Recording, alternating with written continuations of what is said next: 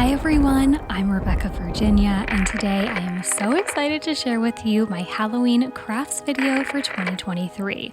These are my favorite videos that I do all year long, and I really look forward to them each and every year. So for my third installment, I am so excited to show you a good mix of creepy and gothic DIYs, but also some that I think look like an item that could be in Kirkland's or Pottery Barn. For this video, I tried to do DIYs that I haven't really ventured in before, so we have quite a few witch DIYs, some different accessories. We got spell books and hats and even a witch herself. So this was really fun to do. I've never done anything like it, and we're gonna start off with this DIY witch's hat, and it's from a pretty unlikely supply. It's an orange cone from the Dollar Tree. They come 2 in a pack. Also, if you didn't want to make a witch's hat, I think a candy corn would be really cute, but I already did that a little bit earlier in the season with a foam cone, so I didn't want to repeat any DIYs, but I'll make sure to pop that up on the screen. That would be another great DIY. I painted the bottom area and the top section of our cone with some black paint. The reason why I left the middle orange is because you're not going to see it anyway because I'm going to be covering it. If you don't have cardstock that's brown like me, some craft paper from the Dollar Tree would work great. I, of course, could not find any in my Dollar Tree when I needed it, so I went with this scrapbooking paper. And to give it that weathered look like it was a page torn out of a book, I did rip the edges and kind of made it look a little bit more weathered. I also made this Black Hat Society SVG. It was something that I already found in Cricut Design Space. I'll have the link down below if you're a Cricut user. If not, you can print something out and Mod Podge it on. And of course, because I want to make this look like it is distressed, I'm taking a slightly damp paper towel and some Antique by Waverly stain to just kind of dirty the whole thing up. The distressed edges were not enough for me, so please be very, very careful, but I did take a lighter to just burn the edges a little bit. It gave it more of that kind of scorched look, and I really love how it came out, but again, please be very, very careful if you are handling an open flame. Next, I hot glued my paper down into place, and there was one little section on the back where some orange cone was peeking through, so I went in with my paintbrush to cover that up just so you didn't have the bright orange kind of sneaking through in the back. Now to make the brim of our witch's hat. Originally, I planned to go in with a black witch's brim. The Dollar Tree has a similar tool to this, but it's black with spider webs that are sparkly silver. But I pulled it out and the sparkles were getting everywhere and I just could not handle all of the glitter. And also, I really like the purple. It's a good contrast. I think maybe if I did the black brim of the hat, it might have gotten lost. So I did 2 layers of this, one underneath and one on top. I just used hot glue, but I'm kind of scrunching the tool together accordion style. I was thinking like a ballerina tutu, so kind of pinching it all together, and I really like the look that that gave. Next, I went in with my scissors and just trimmed it down a little bit because it was a tiny bit too long, and the top layer I did make a little bit shorter just so we had a little bit of layering happening. Next, I went in with some ribbon. Originally, I was going to go all the way around the brim of the hat, but I really liked the look of just one big giant bow in the front, so I applied that down with some hot glue. I couldn't completely escape the glitter though. I did add a little bit of these black branches. The Dollar Tree sells them in black, orange, and I believe purple. They're glittery picks, so I did hot glue a little bit of that down to add a small bit of a glittery embellishment to our witch's hat. Now that we've got our witch's hat, it's time to introduce the witch. Not the one who's going to wear that hat because she's quite a bit tinier. I wanted to do a witch DIY, and this girl is entirely made out of book pages, minus her hair and the witch hat that she is wearing, but her arms, her head, and her body are made out of book pages. How cool is that? So what do you need? Well, of course, you're going to need a book that you don't care about. The outside area, so the cover and the back, you're going to peel off of the binding. I didn't show it here because you're going to see a little bit of my own editing magic in a second when I show you it completed. You're going to take your page, fold it down like I am into a triangle, take the bottom one and fold it, and then fold it over itself again. And you're going to do this for the entire book. I would suggest not too long of a book. This one was about 200 pages. I put on a TV show while I did this, and an hour later, this is what I had, the skirt or body area of my witch. I think it looks so cool, and it's so easy. It just does take a bit of time. Now for her cape, you're going to fold your piece of paper. I think you call it hot dog style and then hamburger style. Then you're going to go in with your scissors, and we're basically creating her cape right now. So you're going to make this shape to cut the cape, leaving it long on the one side because that's going to be the long billowing sleeves. Then on the ends, I just folded it back a little bit to be her cuffs, and then you fold it over itself. Then we've got to create her arms and her little hands. So you're going to take a piece of paper and fold it diagonally. So you're going to have this kind of asymmetrical shape here.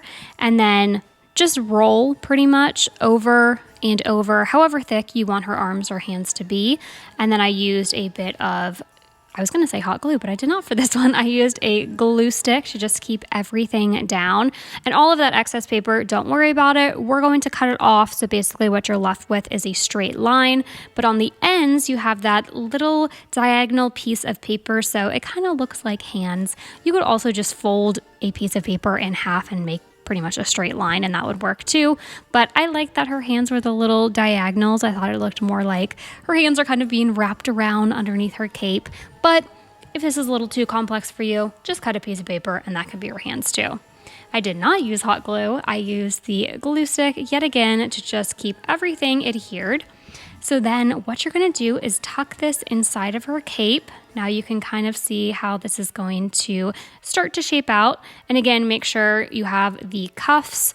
If you don't want cuffs, then you just wouldn't fold this section. I placed her arms/hands inside of this and then folded it over.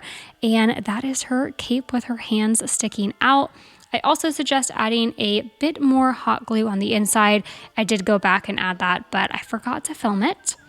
Next, you can choose whatever color paint you want her cape to be. For me, I just went with a simple black. And while that was drying, I moved on to making our witch's head/face. So I saw this idea on Pinterest. There are tons of creators and so many different ways that people have done it. Most of them, though, I saw used a large wood bead or a very small kind of snowball, a styrofoam ball.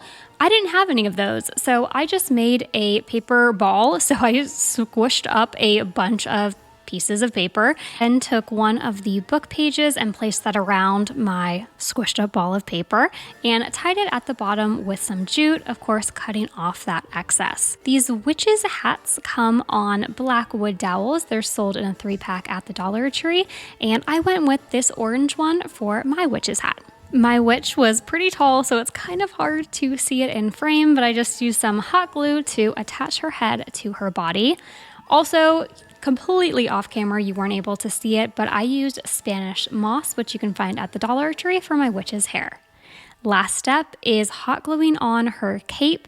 Put a little bit of hot glue on each side to keep everything in place. And there were a couple areas that I missed that a little bit of the book page was showing through, so I went in with a small detailing brush and just painted that area black. And finally, as an accessory, what is a witch without her broom? So I hot glued one in her hand. If Hocus Pocus has taught us anything, then we all know a witch is nothing without her trusty spell book. I've never made a spell book before.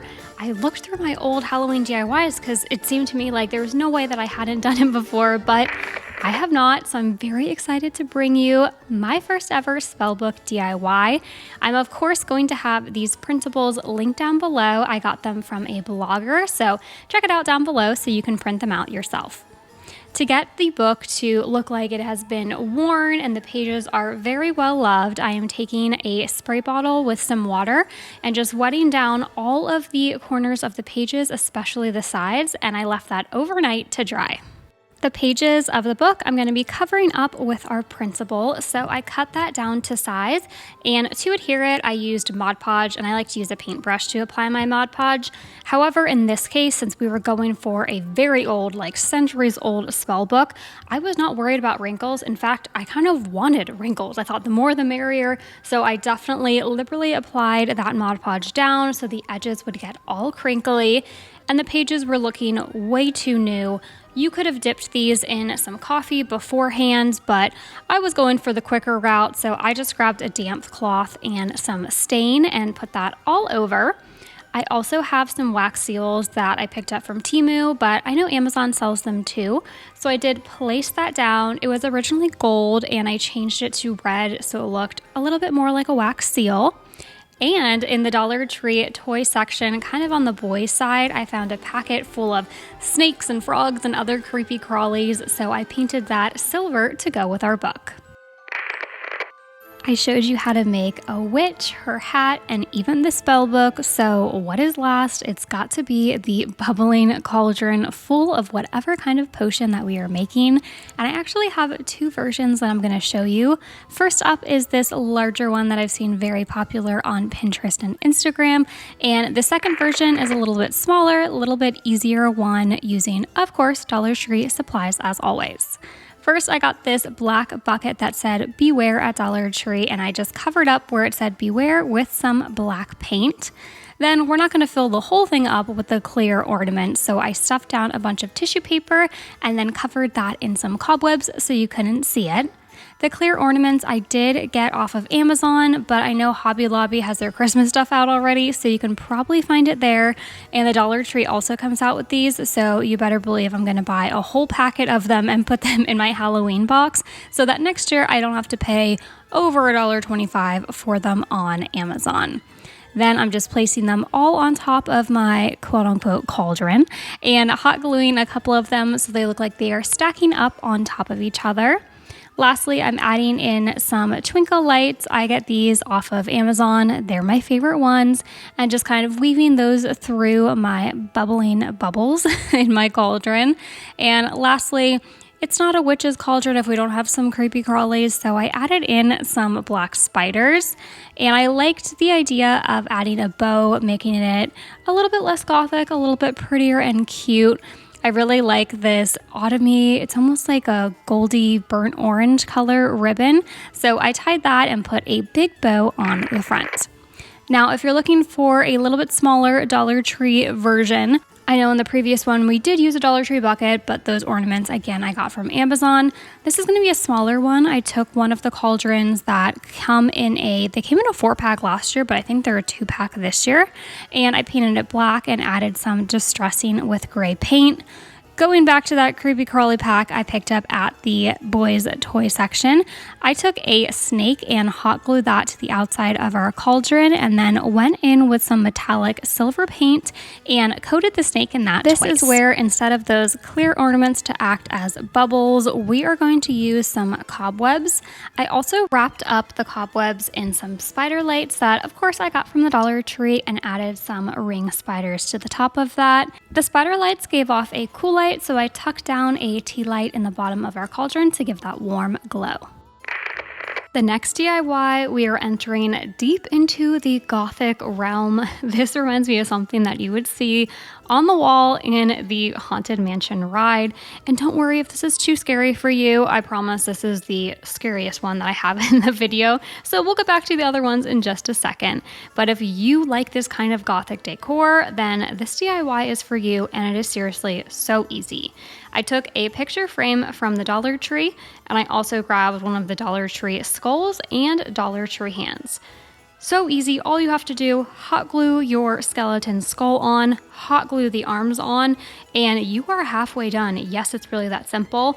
Also, something funny, I picked up 2 right hands, so yes, my skeleton does have 2 right hands, but I think that's okay because maybe it's, someone else's right hand. Who knows?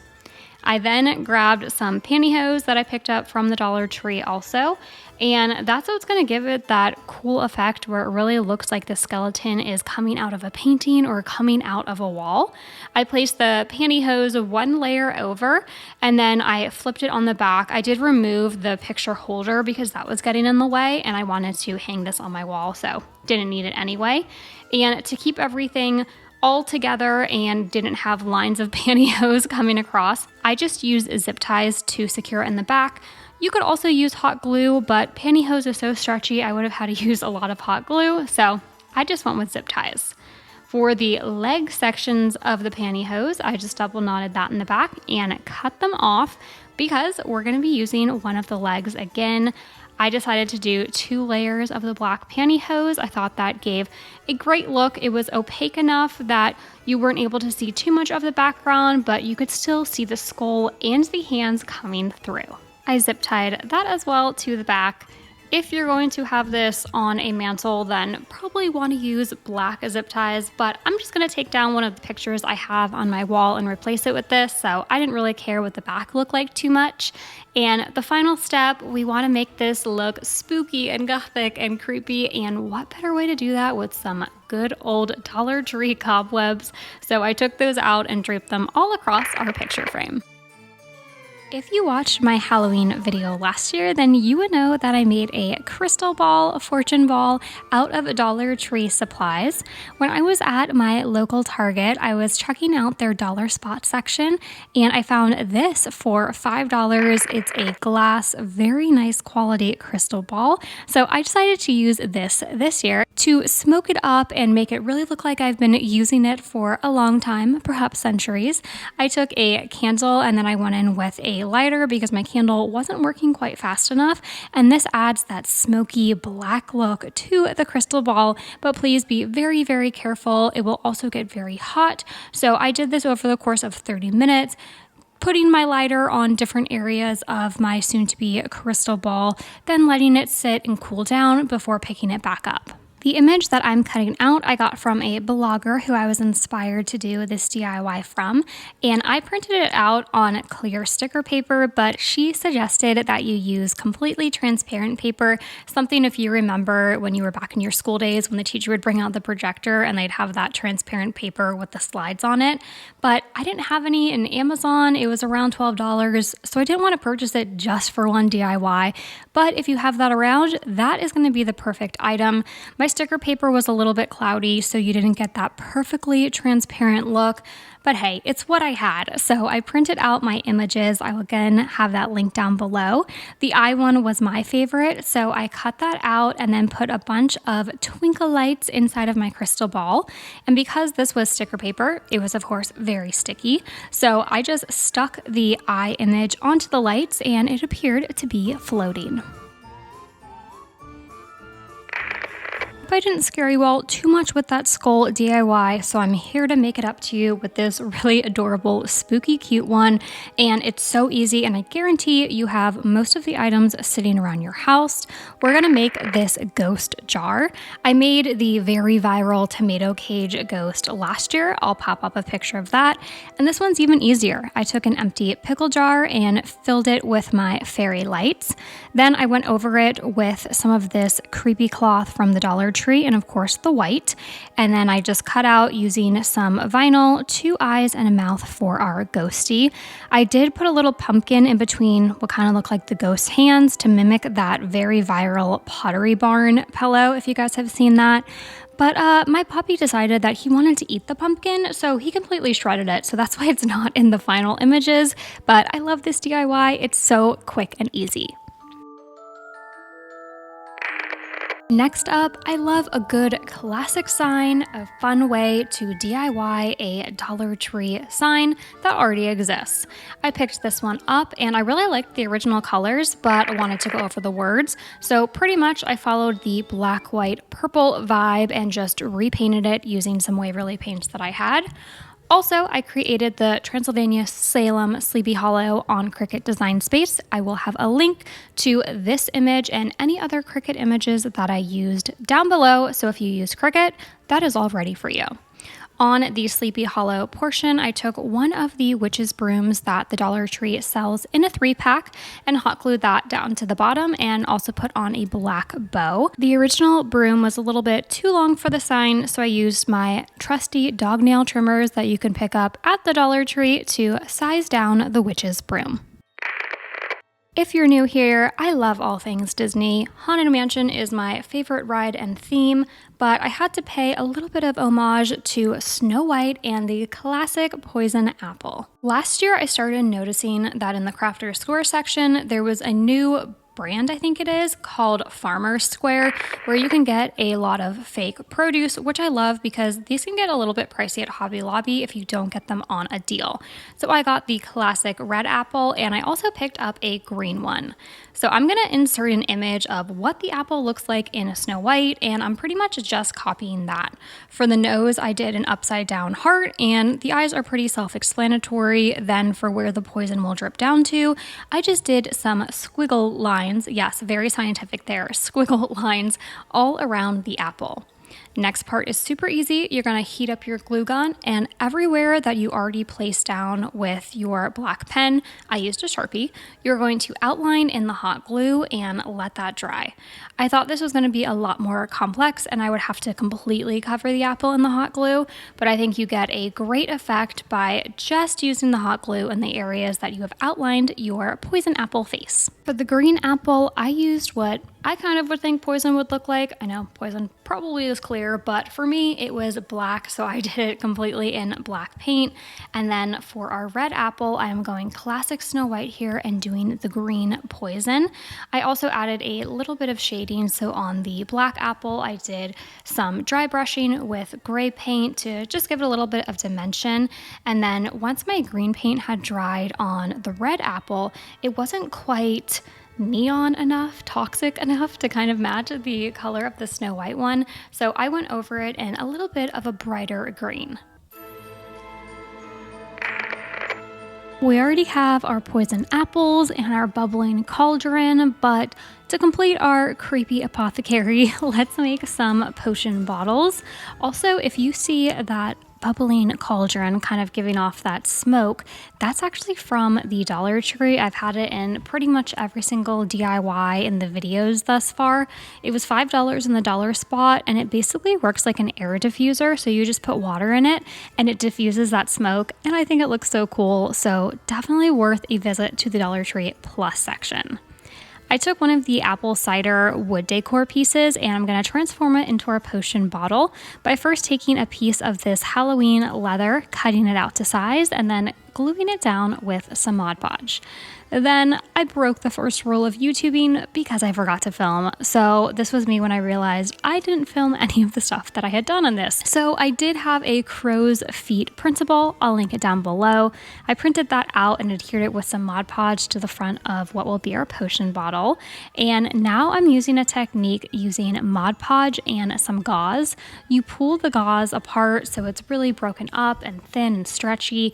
And I laid that down with a layer of Mod Podge. And then I made a concoction, my own potion, really, using baking powder and Mod Podge, and I'm placing that over the top of everything. It really just gives that overflowed kind of puffy look to the potion bottle, so it looks like it's foaming, which I love. Because I had to rush through the technique on the last one, I'm going to show you again using these lab flasks. I did not see these last year, so I think they might be new, and they come 2 in a set. To fill them up, I put some soap in each, but before we do that, I thought they needed a little bit of decor on the front of them, so I got these rub-on transfers from, of course, the Dollar Tree.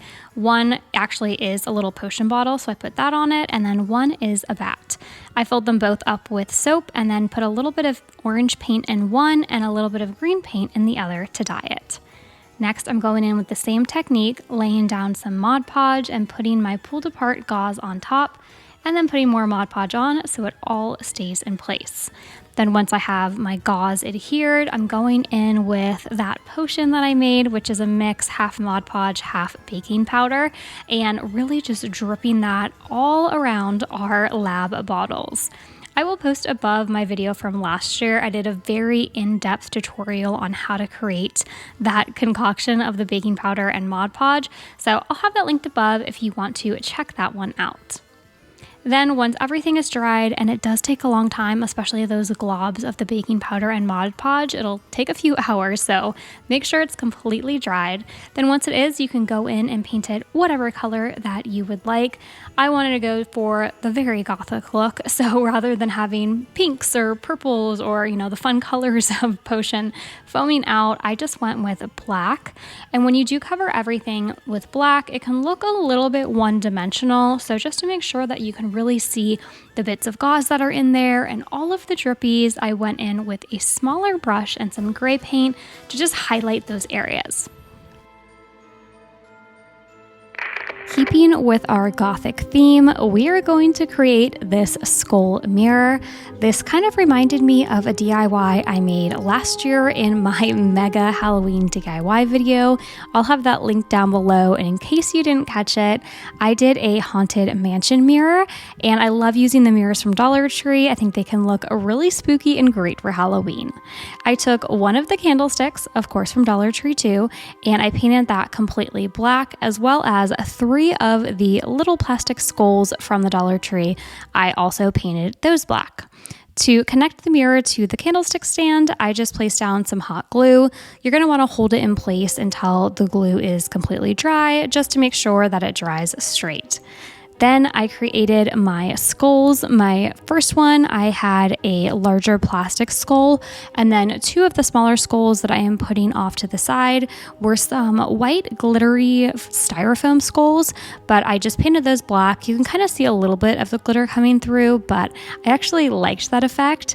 I also made the frame a little bit more black with some paint. It had a lot of gold in it, and I just wanted the gold to peek through.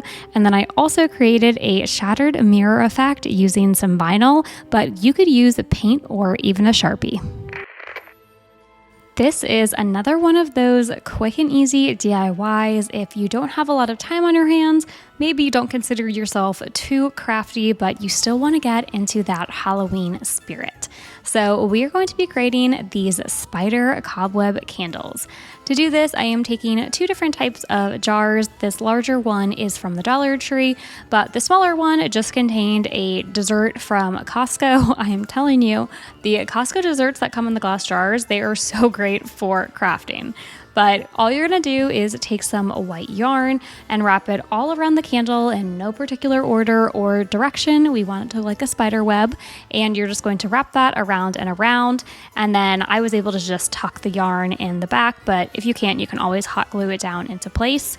I could not find any of the black spider rings, only these reddish orange ones. So I just took some black paint to them to cover up their original red color.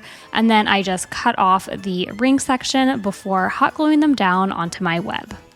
This is a great DIY to do with the kids because you don't have to use hot glue. You could just use some regular old liquid glue or even some tape. A gothic DIY video is nothing if we don't include a cool skull. This is an upgrade on a usual skull because ours had a very fancy former life and is covered in some gorgeous jewels. This is a really fun DIY to do, and it requires only a couple of supplies. So the first one are these large foam skull heads. I think these are really great. I've always seen them at the Dollar Tree, but didn't really know what I was going to do with them. But I really liked the idea, kind of a sugar skull. That's where I got some of the inspiration, but really wanted to bedazzle it up. To do this, I grabbed one of the sticker sheets from the Crafter Square section of the Dollar Tree. It has all of these adhesive rhinestones in different sizes, and the color of the rhinestones doesn't matter because we are going to be covering that up with paint. So I just grabbed a bunch of the rhinestones and started having fun just placing them all over the skull.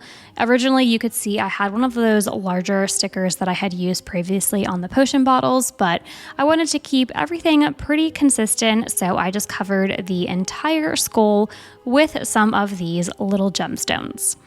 Then I went in with black paint, being careful to stipple over the rhinestones. And then to finish it off, I grabbed some of that metallic silver paint I used on the crystal ball and highlighted the gems, the eyes, and even a little bit of our skull's teeth.